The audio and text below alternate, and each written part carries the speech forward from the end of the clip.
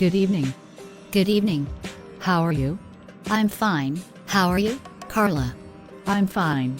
I want to go together to the Pharaonic temple. Why do you want to go to temple?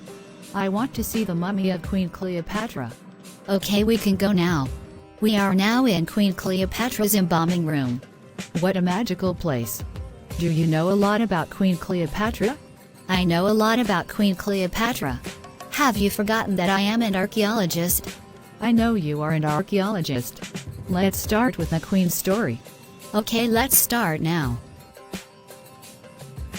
Queen Cleopatra was the queen of ancient Egypt, and she was considered one of the most beautiful women of that era. Cleopatra was intelligent and clever, and had a strong personality and irresistible charm. Great, keep it up. At that time, Egypt was under Roman rule, and Cleopatra was striving to regain her country's independence. She decided to throw herself in the path of peace and achieve balance between Egypt and Rome.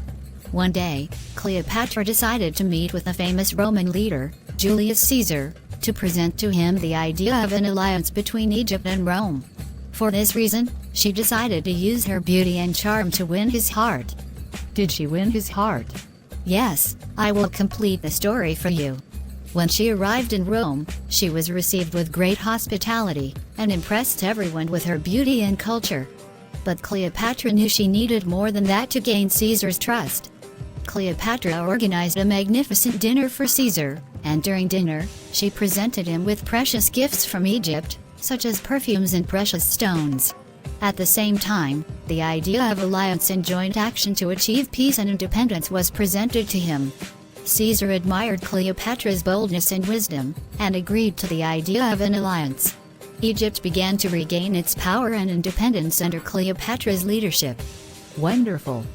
But after Caesar's death, Egypt was threatened by the new Roman leader, Mark Antony. Cleopatra decided to use her charm and charisma to gain Antony's trust and preserve Egypt's independence.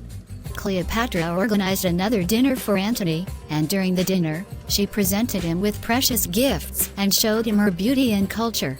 He also presented the idea of an alliance to confront common enemies.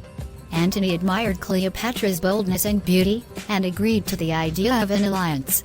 Egypt and Rome began to cooperate together to confront common enemies and preserve Egypt's independence.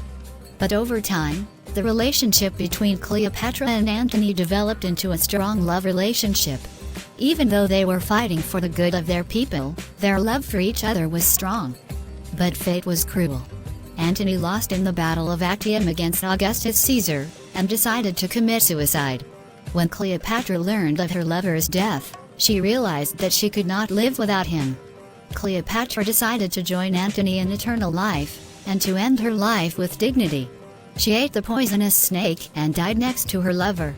Thus ended the story of Queen Cleopatra, who used her beauty and intelligence to win peace and independence for Egypt, and lived a strong and tragic love with the Roman leaders.